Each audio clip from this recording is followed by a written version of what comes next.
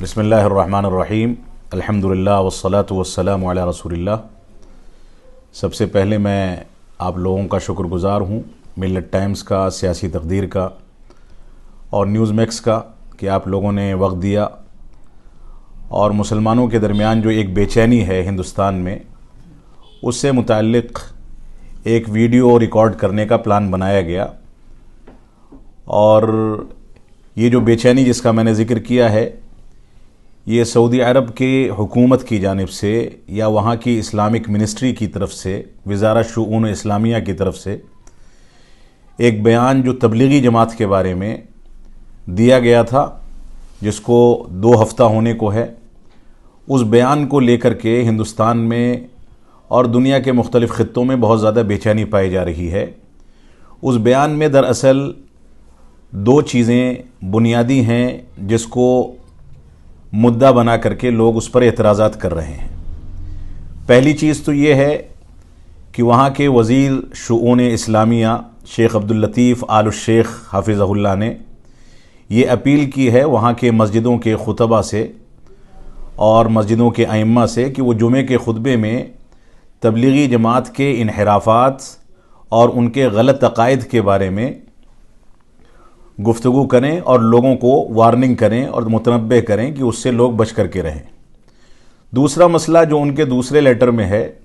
وہ یہ ہے کہ اس میں تبلیغی جماعت کو ارہاب یعنی دہشت گردی کی جانب منسوب کیا گیا ہے۔ یہ 2 چیزیں ہیں جس کی بنیاد پر یہاں بے چینی پائی جا رہی ہے۔ تو پہلی بات تو میں یہ کہہ دوں کہ تبلیغی جماعت پر پابندی کی بات جو بار بار آ رہی ہے، یہ پابندی اب سے نہیں، تقریباً 40 سال پرانی ہے۔ سعودی عرب کا جو داخلی نظام ہے وہ یہ ہے کہ وہ لوگ ایسے مکاتب فکر جو قرآن و سنت کی بنیادوں پر جن سے اختلاف کی گنجائش ہوتی ہے ان کے اوپر پابندی عائد کر کے چلتے ہیں اور ان کو اپنی ایکٹیویٹی اور نشاطات کا موقع نہیں دیا جاتا۔ وہ ہر اس شخص کو دعوت و تبلیغ کا موقع دیتے ہیں جو ان کے اپنے اصولوں کے مطابق دعوت و تبلیغ پیش کرے۔ یہ ان کے ملک کا سسٹم ہے۔ تو یہ کہنا کہ تبلیغی جماعت پر پابندی عائد کر دی گئی ہے،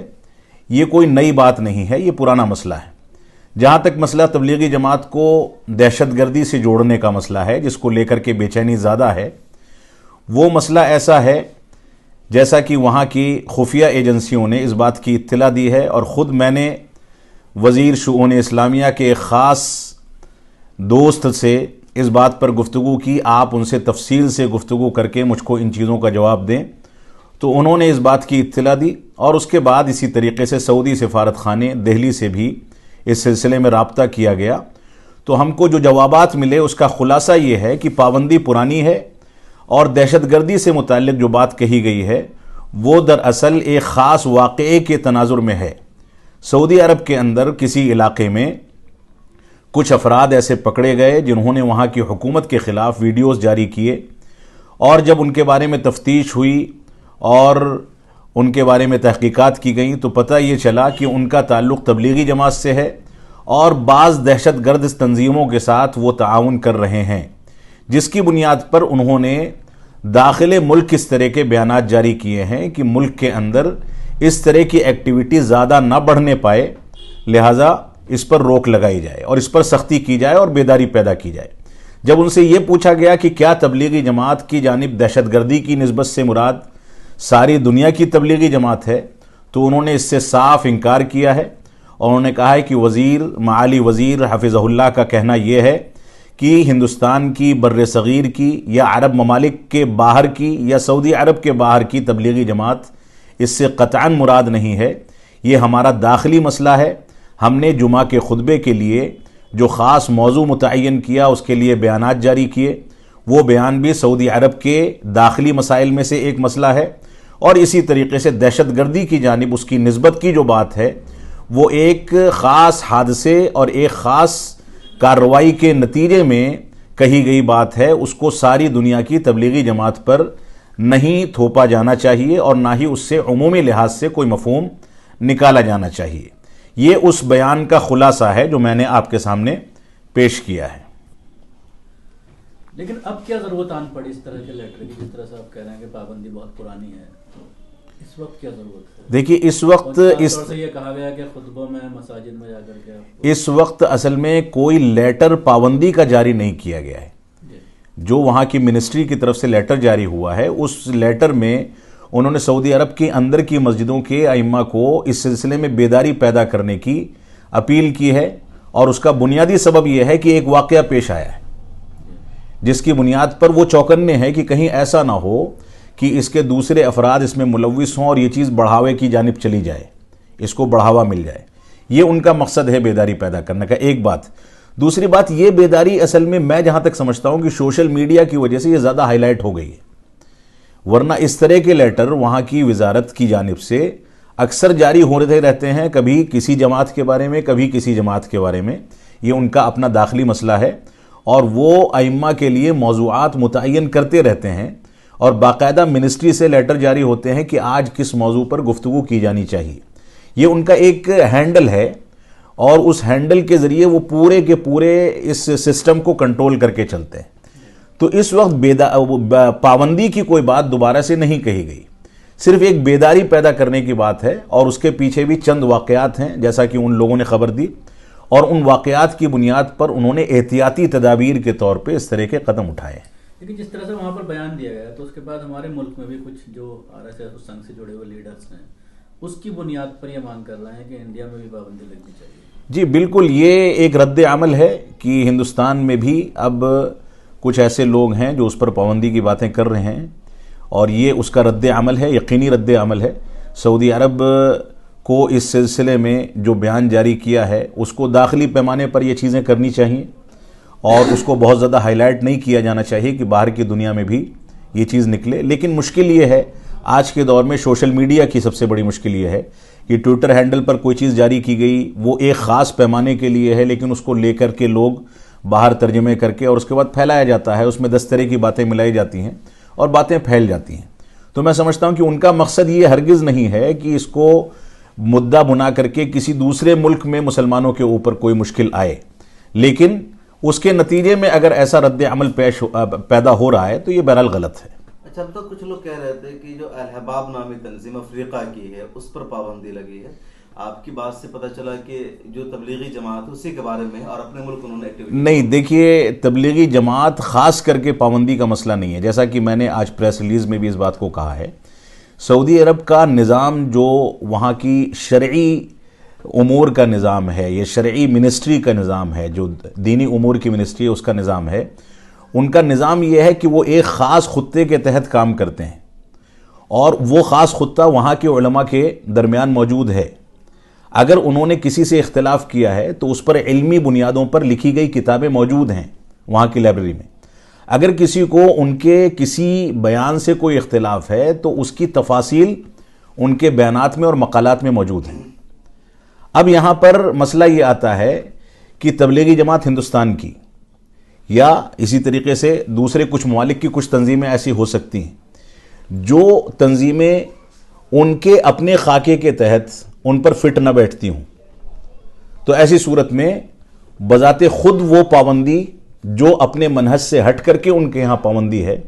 وہ اس کے زمرے میں آ جاتی ہیں، اور ایسا لگتا ہے کہ اس پر پابندی عائد ہے. ایکٹیویٹی کے طور پر وہاں پر میں اس بات کو صراحت کے ساتھ کہہ سکتا ہوں کہ دینی امور کی ایکٹیویٹی اگر کوئی شخص بڑی سے بڑی شخصیت بھی اپنے طور پر کرنا چاہے تو اس کی اجازت قطعاً نہیں ہوتی جب تک اس کو وزارہ شؤون اسلامیہ اجازت نہ دے دے، اور وہ اپنے پیمانے پر اس کو ناپتے ہیں،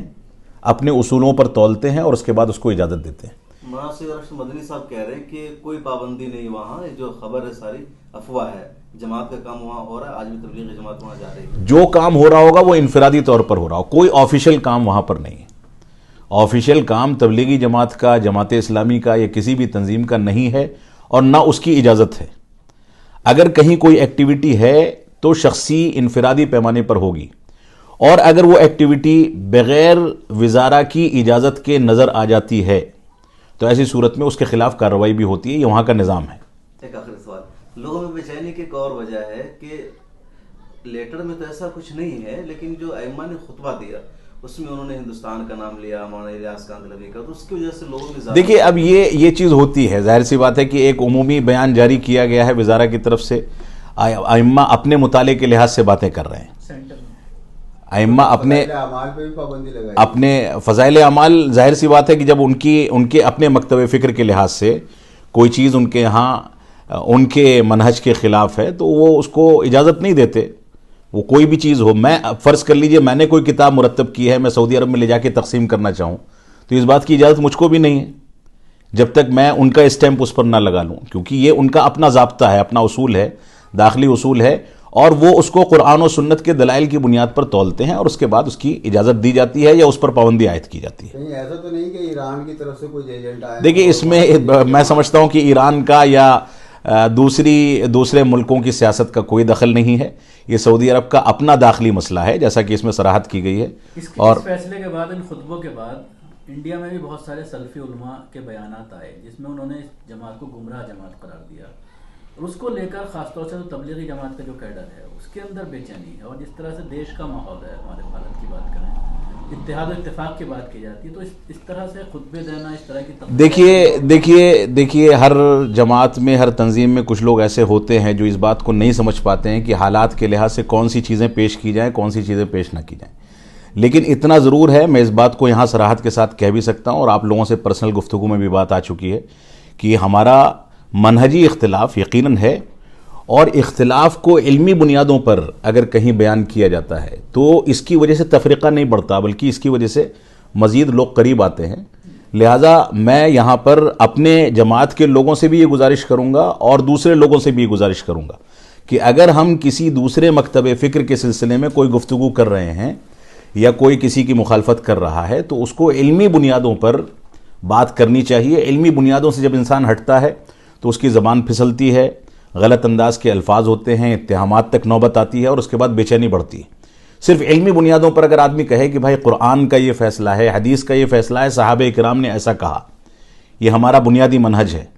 اس کی بنیاد پر اگر کسی نے عمل کیا تو ٹھیک ہے، اس کے خلاف کوئی گیا تو وہ غلط ہے، تو میں سمجھتا ہوں کہ مسائل بڑھتے نہیں ہیں بلکہ تھمتے ہیں. اس وجہ سے ہمیں بنیادی طور پہ علمی موقف اختیار کرنا چاہیے اور ہر شخص دوسرے مکتب فکر کا احترام کرے، یہ اسلام کا تقاضا ہے. میں اہل حدیث ہوں، لیکن بحیثیت اہل حدیث کے عالم کے مجھ کو دوسرے مکاتب فکر کا انسانی احترام باقی رکھنا چاہیے، اور ان سے اگر میرا کوئی اختلاف ہے تو وہ اختلاف دلائل کی بنیاد پر ہوتا ہے، اس میں کسی انداز کی غلط باتیں نہ آئیں، بدتمیزی نہ ہو، کسی انداز کی غلط زبان نہ استعمال کی جائے. ان چیزوں کا خیال ہر آدمی کو رکھنا چاہیے. مولانا، سعودی عرب کے تعلق سے ایک اور بات بہت زیادہ عوام میں بے چینی کا سبب بنی ہوئی ہے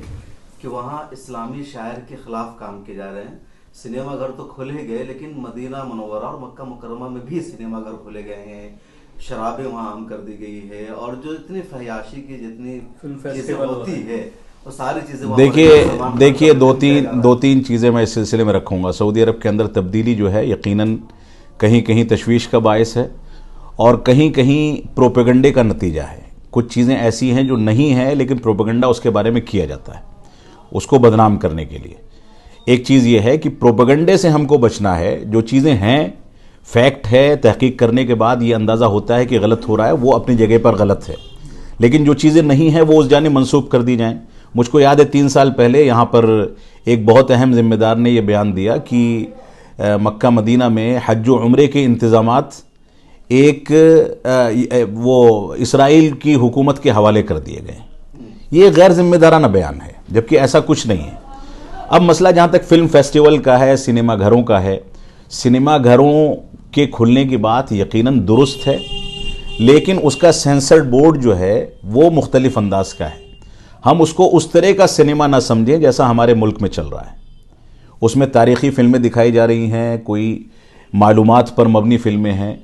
لیکن ایک ایسا دروازہ ہے جو فتنوں کا دروازہ ہے.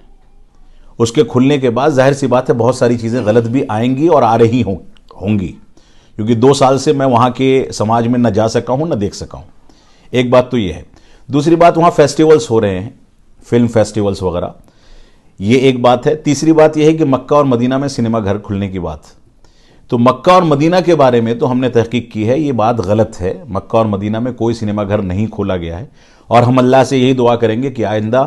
اگر ایسا کوئی ارادہ ہے تو اللہ رب العالمین ان کو کامیاب نہ کرے. لیکن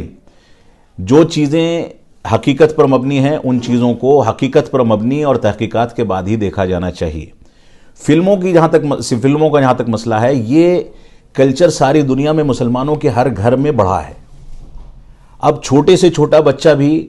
ہمارے گھروں کے اندر وہی چیزیں دیکھ رہا ہے جن چیزوں پر ہم کو سعودی عرب کے بارے میں اعتراضات ہیں. یہ چیزیں ایسی ہیں جب معاشرے میں پنپتی ہیں تو ان کا اثر ہمارے بڑوں پر پڑتا ہے فطری طور سے. پبلک کے اندر اس چیز کا شوق بڑھتا ہے تو حکومتیں بھی اس جانب کچھ نہ کچھ توجہ دینا شروع کر دیتی ہیں. یہ مسائل اپنی جگہ پر ہیں، لیکن جو چیز غلط ہے وہ غلط ہے، اس کا دفاع نہیں کیا جانا چاہیے. لیکن اتنا میں ضرور کہوں گا کہ کچھ چیزیں ماضی میں ہمارے سامنے آئی تھیں اور ہم نے امبیسی میں ذمہ داران سے بات کی اور اس پر مثبت اقدامات کیے گئے. اس وجہ سے ایسی چیزوں پر واویلا کرنے کے بجائے ہمیں پہلے ایک بار اتمام حجت کے لیے جا کر کے ذمہ داران سے بات کرنی چاہیے. ملک کے جو بڑے مسلمان لیڈران ہیں جن کا تعلق وہاں کی حکومت سے ڈائریکٹ ہے، ان کو حکومت کو خط لکھنے چاہیے، وہاں جا کر کے بات کرنی چاہیے اور بات کر کے مسئلے کا حل نکالنے کی کوشش کرنی چاہیے. اس کے بعد اگر مسئلہ حل نہیں ہوتا ہے تو وہ بے چینی کی بات ہے، یقیناً بے چینی کی بات ہے. اور وہ ملک جہاں ہمارے حرمین ہیں، مکہ اور مدینہ کی سرزمین ہے، اس ملک میں ظاہر سی بات ہے مسلمان کسی بھی انداز کی خرابی کو جلدی برداشت نہیں کرتا ہے، اور یہ بے چینی ایک فطری بے چینی ہے. لیکن اس بے چینی کو تحقیق کے دائرے میں ہونا چاہیے. فضول قسم کے اتہامات کی روشنی میں اس کو نہیں دیکھا جانا چاہیے. سوشل میڈیا پر ایک اور خبر وائرل ہو رہی ہے کہ جو حسر اسود ہے